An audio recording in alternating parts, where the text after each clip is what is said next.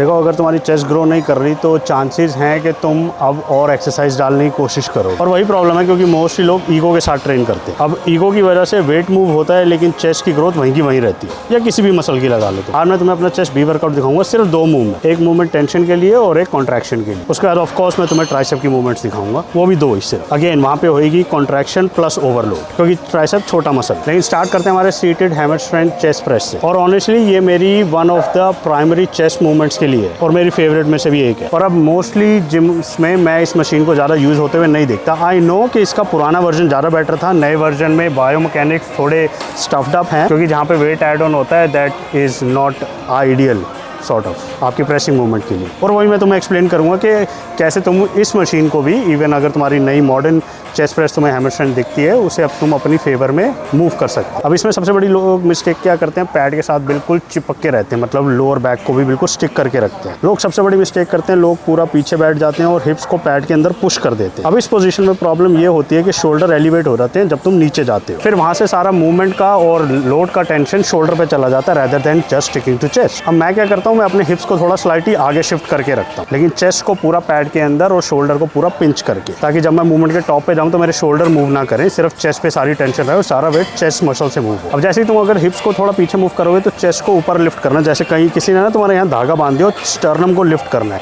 Back को arch नहीं करना लेकिन चेस्ट को लिफ्ट करना है। जैसे टॉल मतलब बड़े बनते हैं ना, वैसे किसी ने धागे से खींच दिया हो बस तुम्हारा चेस्ट, बस स्लाइटली, दैट्स इट। अब इस पोजीशन में चेस्ट तुम्हारी फाइनली अपना काम कर सकती है। अब चेस्ट प्रेस मूवमेंट की बायोमैकेनिक समझो कि वेट को ऊपर ले जाने का एम नहीं होता, ठीक है। अपने अपर आर्म से रखो कि चेस्ट मूवमेंट का जो चेस्ट मसल का काम होता है वो होता है आर्म्स को अक्रॉस लाने का बॉडी के, ठीक है। तो अपर आर्म का ज़्यादा बड़ा रोल है कि अपर आर्म कैसे अक्रॉस आने की कोशिश करे। एम ये रखो कि तुम्हारे बाइसेप्स आपस में टकराएं जब चेस्ट प्रेस कर रहे हो, ये एम रखो। जस्ट इमेजिन, ऐसा हो नहीं सकता अनलेस तुम्हारी कॉलर बोन ना हो, जैसे वो स्ट्रेंजर थिंग्स वाले कैरेक्टर में। एक और क्यू जो मैं तुम्हें सजेस्ट करूंगा कि जो भी तुम्हारा प्रेशर है ना बार को पकड़ने का, वो तुम कई जने हैं जो सुसाइड ग्रिप पकड़ते हैं ना, वो सारा यहाँ पे रखते हैं। मैं भी मतलब बेसिकली स्मिथ मशीन पे पहले ऐसे रखता था, कई बार अभी भी ऑटोमेटिकली चली जाता है। थंब से अक्रॉस इंडेक्स फिंगर, ये तुम्हारा एम होना चाहिए, थोड़ा सा स्लाइटली टेढ़ा, ठीक है।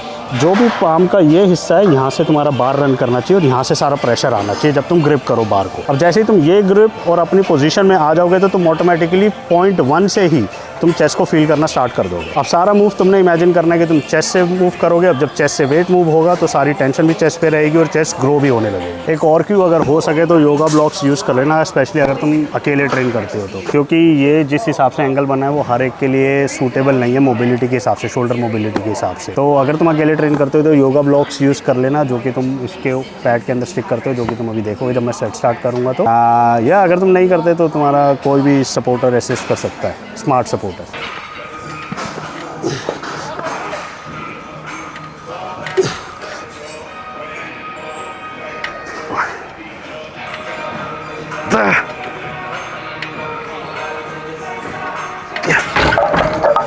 हैवी प्रेस मूवमेंट के बाद आती है हमारी चेस्ट को शॉर्टन पोजीशन में ट्रेन करने के लिए, जिसके लिए चेस्ट बी वर्कआउट में मैं करता हूँ चूज सीटेड केबल फ्लाइज। अब मेरे पेग डेक और सीटेड केबल फ्लाइज दोनों हैं ओवरऑल चेस्ट की एक्सरसाइजेज में।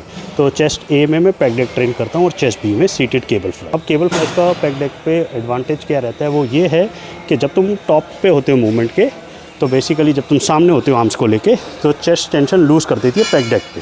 लेकिन केबल में ऐसा नहीं होता, क्योंकि रेजिस्टेंट प्रोफाइल की वजह से केबल जो है through out the movement constant tension बना के रखता है तुम्हारे टारगेटेड मसल पे, जो कि है चेस्ट। अब जैसे कि मैंने बताया कि चेस्ट मसल का काम होता है आर्म्स को अक्रॉस लाना, तो ये काम चेस्ट केबल फ्लाइज परफेक्टली करती है, या नॉट केबल फ्लाइज, चेस्ट कोई भी चेस्ट फ्लाई ये काम परफेक्टली करती है। तो इसमें तुम्हारी शॉर्टन पोजीशन में चेस्ट ट्रेन होती है। अब अगेन मेरा एम सेम रहता है कि मुझे अपने आर्म्स को, स्पेशली अपर आर्म्स को या एल्बोज को या बाइसेप को, जो भी तुम इमेजिन कर सकते हो, इनके आपस में लाना है, अक्रॉस द बॉडी लाना, ठीक है। अब इसके बीच में मैं चेस्ट को कॉन्ट्रैक्ट करता हूँ जब मैं टॉप ऑफ द मूवमेंट होता हूँ, और जब मैं वापस जाता हूँ मैं एल्बोज बेंड रखता हूँ ताकि मैं स्ट्रेच पे ध्यान रखूँ।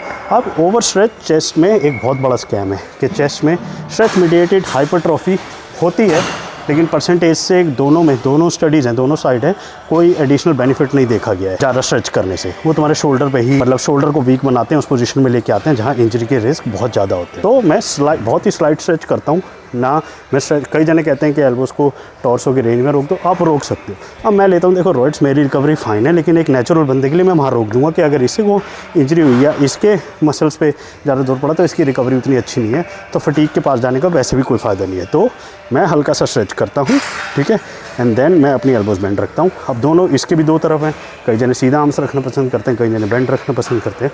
कंप्लीटली अप टू यू, दोनों ही सही चीज़ें हैं। मुझे पसंद है आर्म्स बेंड करना and then I go across the body, क्योंकि सेम प्रेसिंग मूवमेंट भी सेम है तुम्हारे अपर आर्म को अगर तुम देखो, और ऐसे करो सेम मूवमेंट। अब यहीं पे लोग सबसे ज़्यादा गलती करते हैं, जब वो मूवमेंट के टॉप पे होते हैं वो कॉन्ट्रैक्शन रश करते हैं। वो क्या करते हैं, नहीं। So what basically you have to do, आपको ऊपर 1-2 सेकंड का होल्ड विच इज़ फाइन, लेकिन कॉन्ट्रैक्शन इसको फील करो, then you slightly stretch, contraction feel करो, इसको रश मत करो। यहाँ पे ये है तुम्हारी मूवमेंट का सबसे मज़ेदार पार्ट, इसको रश मत करो, क्योंकि अगर तुम कॉन्ट्रैक्शन कंट्रोल कर सकते हो तो तुम मसल को भी कंट्रोल कर सकते हो, फिर वो तुम्हें माइंड मसल वाला ब्लफ नहीं।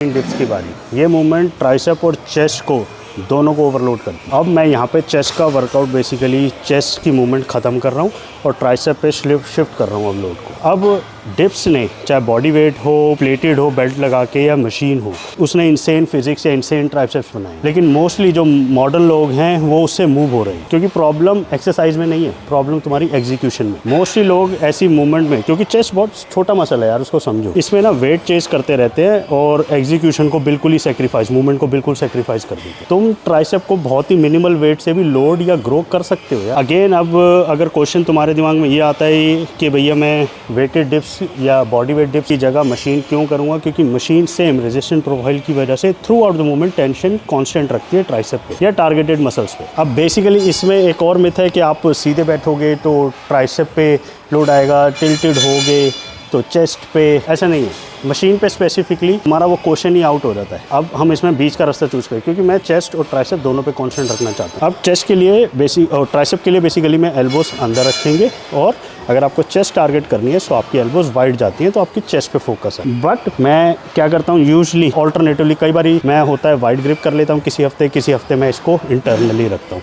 कभी कभार मैं एक सेट इंटरनल रोटेट करके करता हूँ ट्राइसेप टेंशन पे, या कभी कभार मैं इसे बाहर रख के एक चेस्ट और एक ट्राइसेप फोकस मार लेता हूँ। बट परसेंटेज शिफ्ट होती है, क्योंकि चेस्ट और ट्राइसेप दोनों ही मसल इन्वॉल्व है इस मूवमेंट। अब इसमें तुम्हें क्या करना है, ऊपर जाते हुए स्ट्रेच पे ध्यान देना है, चेस्ट और ट्राइसेप दोनों पे, या जो भी तुम टारगेट करना चाहते हो, और कंट्रोल्ड स्ट्रेच, लेकिन ओवर स्ट्रेच नहीं, क्योंकि ये भी शोल्डर पे आ सकता है। और जब तुम इसे प्रेस डाउन करोगे तो वो एक्सप्लोजिव होना चाहिए कि तुम्हारे सारे फाइबर रिक्रूट हों, तो तुम बिल्कुल नीचे पुश करो जितनी पावर से हो सकता है।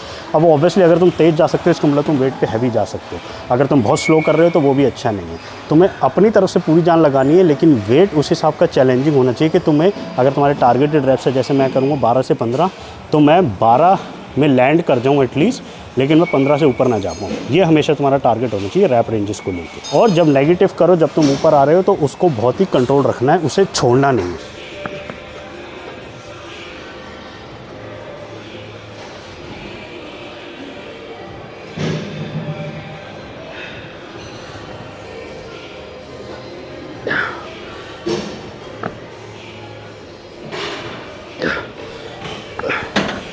दूसरी मूवमेंट ट्राइसेप के लिए आती है मेरी फेवरेट, कफ ट्राइसेप ओवरहेड एक्सटेंशन। और अगर मुझे ट्राइसेप की मूवमेंट्स में से कुछ चूज़ करना पड़े तो ये मेरी टॉप फेवरेट होगी। मेरे पास फ्रीडम है, मेरे कोच ने डाली हुई है tricep movement of my choice, तो मेरे को ये पसंद है, तो मैं ये करता हूँ। Better than any overhead tricep machines, extension machines, skull crusher, barbell skull crushers, anything. अब रीज़न सिंपल है, ट्राइसेप का लॉन्ग हेड शोल्डर को क्रॉस करता है और उसे ओवरहेड मूवमेंट बहुत पसंद। तो वो जो ट्राइसेप का मेटी पार्ट होता है ना, जो तुम्हें दिखता है, जो तुम्हारी टी शर्ट फिल करता है, वो सारा ओवरहेड मूवमेंट से आता है, लॉन्ग हेड्स। क्योंकि जब तुम्हारे आर्म ओवरहेड होते हैं तो वो स्ट्रेच पोजीशन में आ जाता है ट्राइसेप का लॉन्ग हेड, और वो लोडेड स्ट्रेच को काफ़ी अच्छे से रिस्पॉन्ड करता है मसल ग्रोथ के लिए। अब इस मूवमेंट में कफ यूज़ करने का बेनिफिट ये होता है कि तुम्हारा ग्रिप लिमिटिंग फैक्टर सारे हट जाते हैं।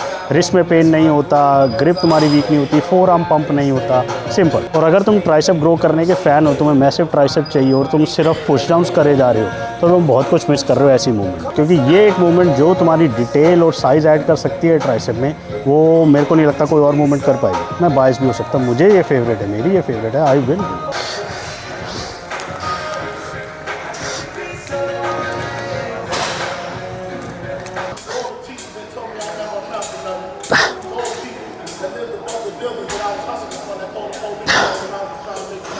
भाई ट्रेशो का वर्कआउट अगर तुम्हें पसंद आया हो या तुम्हारे क्वेश्चंस हो तो तुम कमेंट्स में ड्रॉप कर सकते हो। पसंद आया तो तुम्हें पता है कि क्या करना है यार। Peace out.